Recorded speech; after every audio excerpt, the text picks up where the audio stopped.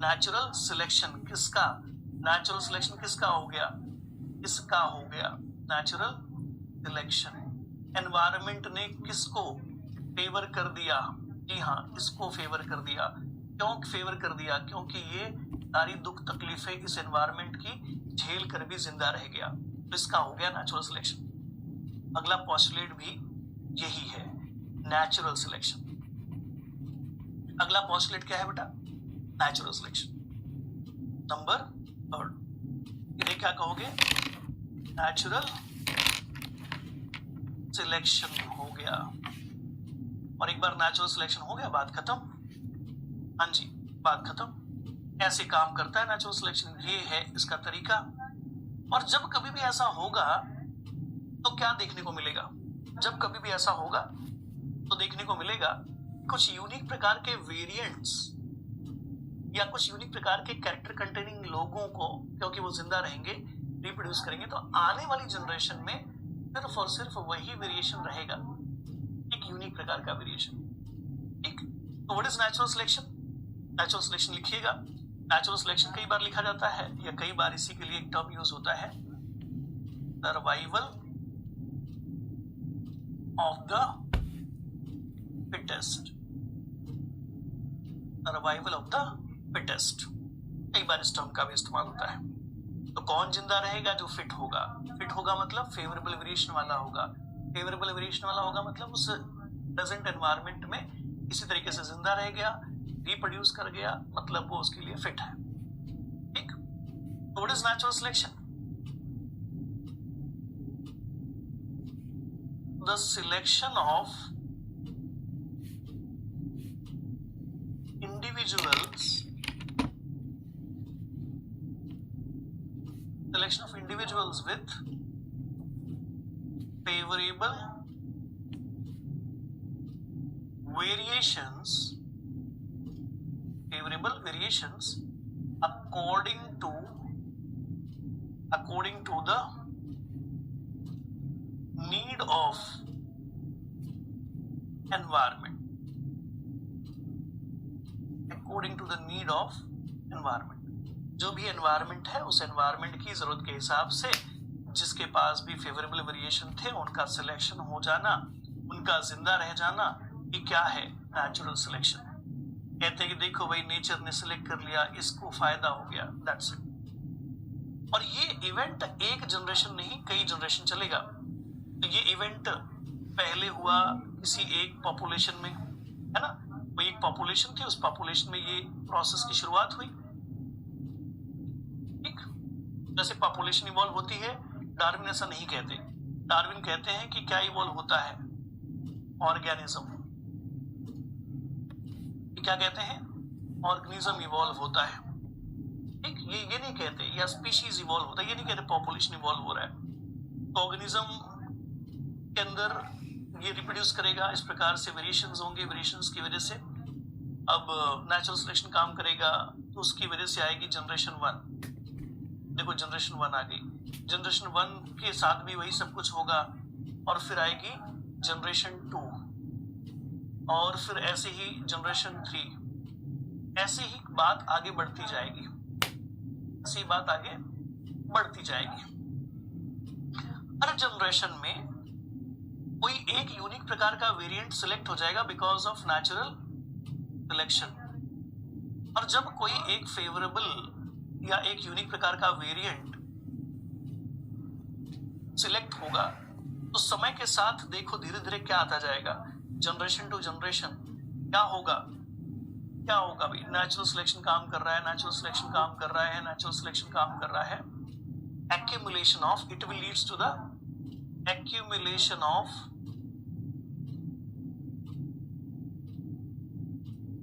Lot of variations. कई सारे variations accumulate हो जाएंगे इसके अंदर, ऑर्गेनिज्म के अंदर, और एक समय के बाद यही सारे वेरिएशंस उसे क्या कर देंगे? एक अलग स्पीशीज के तौर पर इवॉल्व कर देंगे। इसे कहा जाता है फाइनली क्या होगा? Origin of species. कुछ समय के बाद आपको शायद ये देखने को मिले क्या बन जाएगी? एक नई species. So continuous accumulation of lot of variation due to natural selection, क्या कहेंगे? accumulation of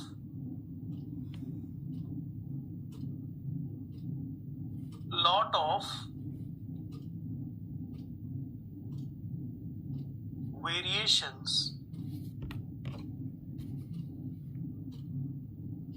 in an organism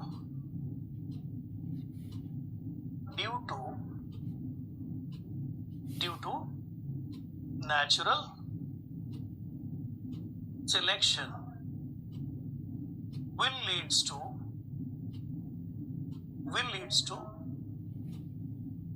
origin of new species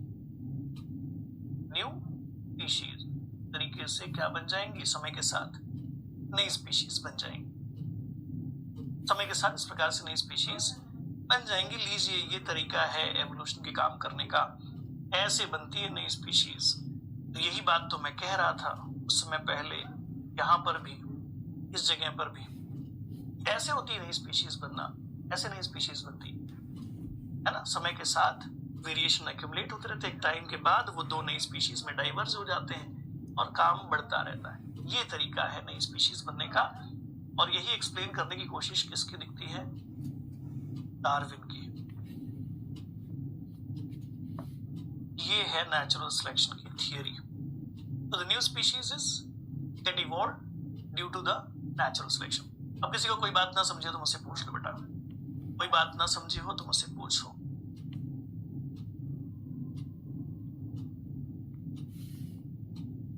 जल्दी बताओ भाई, किसी बच्चे को कोई बात ना समझी हो, कुछ ना समझा हो?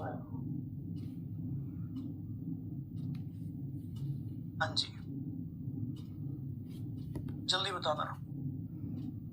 क्लियर है? शाबाश। और बाकी बच्चे जो समझने की कोशिश कर रहे हैं, हाँ जी, क्लियर? आज तो नेचुरल सिलेक्शन रिपीट, अच्छा मतलब ये वाला सिंपल सा तरीका है। Please relisten the part.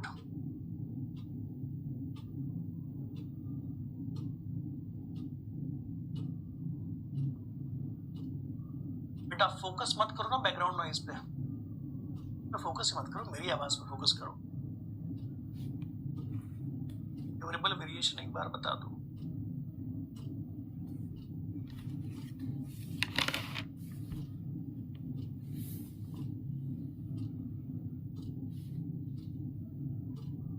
एक बार एनवायरमेंटल स्ट्रगल बता दो। पूरी कहानी बेटा समझा दी। एनवायरमेंटल स्ट्रगल का मतलब देखो, पौधा जर्मिनेट हो रहा था, जर्मिनेट होने के दौरान बाढ़ आ गई, है ना।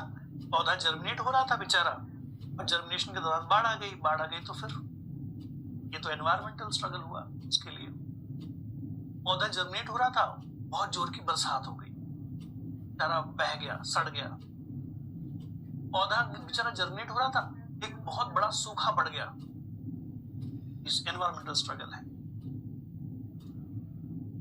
ठीक है। अच्छा, बहुत सारे क्वेश्चन थे, बढ़िया बढ़िया। एवोल्यूशन तो पॉपुलेशन का होता है सर, इंडिविजुअल का नहीं। आप जी, दुर्गा जी, सही बात है, लेकिन फिलहाल आप क्या पढ़ रहे हो मालूम है? फिलहाल आप पढ़ रहे हो कॉन्सेप्ट, जिसको मैं कह दूं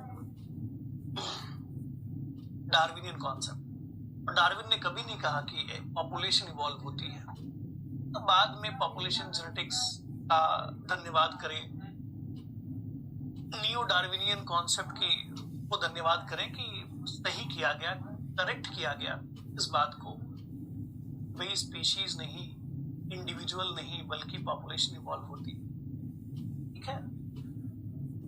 ओके, इंट्रास्पेसिफिक स्ट्रगल क्या होता है सर? इंट्रा का मतलब होता है बेटा विद इन, सेम स्पीशीज के बीच में लड़ाई। बाप बेटे के बीच में लड़ाई है ना, भाई भाई के बीच में लड़ाई। प्रीति बेटा पैराजेनेसिस मैंने कहा है, मैं समझा दूंगा, अभी तो मैंने पढ़ाया भी नहीं, अभी तो खाली लिखवाया है। फेवरेबल वेरिएशन एक बार फिर से, एनवायरमेंटल स्ट्रगल बता दिया बेटा, बता दिया। एक्यूमुलेशन ऑफ नेचुरल सिलेक्शन से ही न्यू स्पीशीज आई, एक्यूमुलेशन ऑफ नेचुरल सिलेक्शन से, हाँ जी बेटा सही बात है, कन्नू जी सही बात। हाँ जी अब ऑस्ट्रेट का नाम भी पूछ सकते हैं? हाँ बेटा पूछ सकते हैं। इस क्वेश्चन किस तरह, इस पे क्वेश्चन किस तरह से पूछा जाएगा? इस पे क्वेश्चन जिस तरह से पूछा जाएगा आपके डीपीपी में मिलेगा।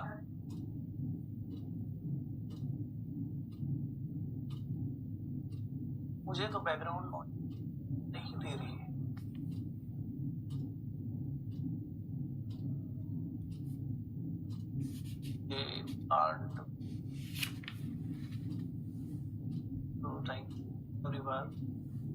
इनकी नोट्स कैसे बनाएं? जैसे मैं लिखवा रहा हूं वैसे इनको कॉपी करें। स्टार्ट अगेन सर, इनको क्रिएट हो रही है वॉइस, इको क्रिएट हो रही है, बैकग्राउंड नॉइज आ रही है। आगे बढ़ाएं और मत रिपीट करें। स्टार्ट अगेन, कंटिन्यू सर, आपकी वॉइस रिपीट हो रही है, मेरी आवाज रिपीट हो रही है क्या? आगे कंटिन्यू कीजिए सर, पढ़ाइए सर, आपकी आवाज के साथ आ रही है सर। चलो शाबाश।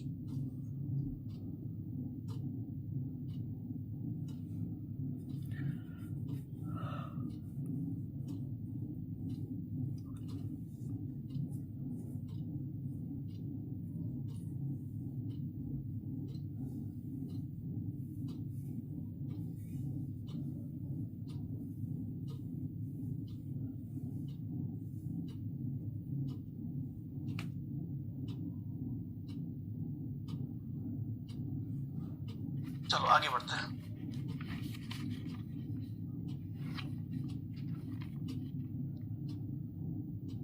अब आगे बढ़ते हैं और आगे बढ़ते हुए अब जो बाकी सारी बातें हैं उनको भी लिख लेते हैं। बाकी सारी बातें मुझे क्या बतानी, बड़ी सिंपल सी बात है कि कई बार अगर आपसे बोला जाए, कई बार आपसे अगर बोला जाए कि भाई कमियां क्या थी, खामियां क्या थी, डार्विनियन आइडियाज में कमियां क्या थी, है ना। सबसे पहली कमी सो हम क्रिटिसिज्म कह सकते हैं,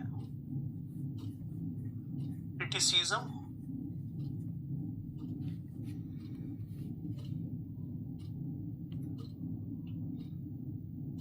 टू नेचुरल सिलेक्शन, या फिर कह सकते हैं drawbacks in natural selection,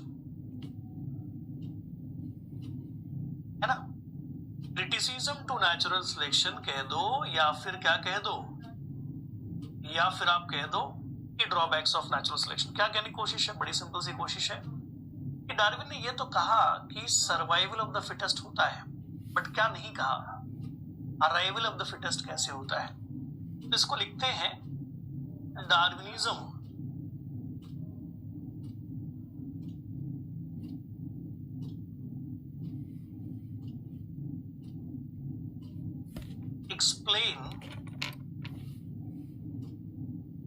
explains the survival of the fittest, survival of the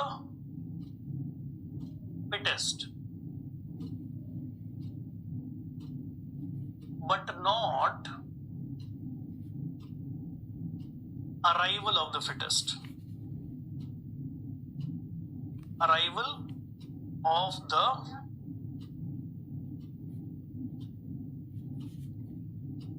fittest. पहली कमी या पहली खामी तो ये थी। दूसरी कमी या दूसरी खामी क्या है? दूसरी कमी या दूसरी खामी, natural selection will leads to, आपने देखा ही होगा कि अगर नेचुरल सिलेक्शन काम करे,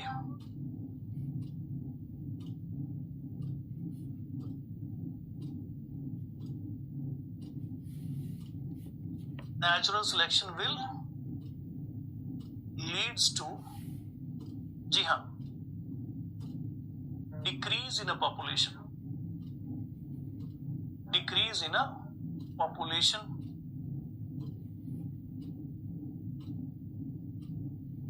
decrease in a population, decrease in a population, polymorphism, दोनों बातें सही है।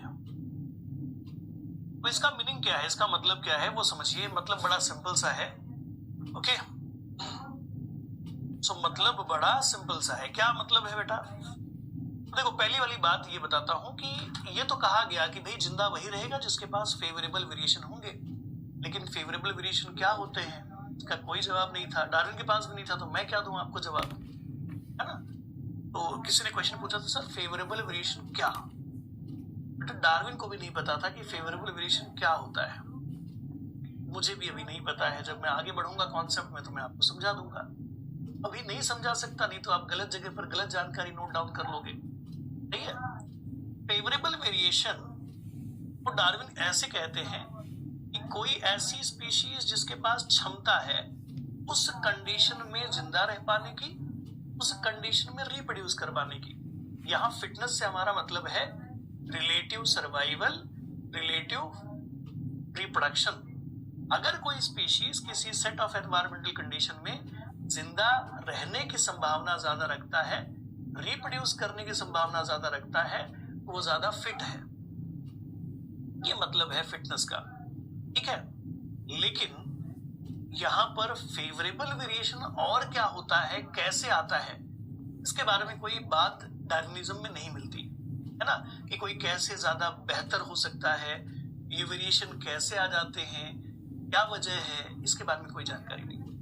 There is no information is given about how variation is get acquire. क्योंकि जीन के बारे में, डीएनए के बारे में, इस प्रकार की किसी इंफॉर्मेशन के बारे में अगर बात करें तो उस समय कोई जानकारी नहीं थी। और क्योंकि जीन के बारे में कोई जानकारी नहीं है, डीएनए के बारे में कोई जानकारी नहीं है, तो कैसे इस बात को समझाया जाए, कैसे इस बात को प्रूव किया जाए कि वेरिएशन आता कैसे है, उसकी वजह क्या है, उसका प्रोसेस क्या है। तो ये एक बड़ा ड्रॉबैक है इस थियरी का। आगे बढ़ते हैं।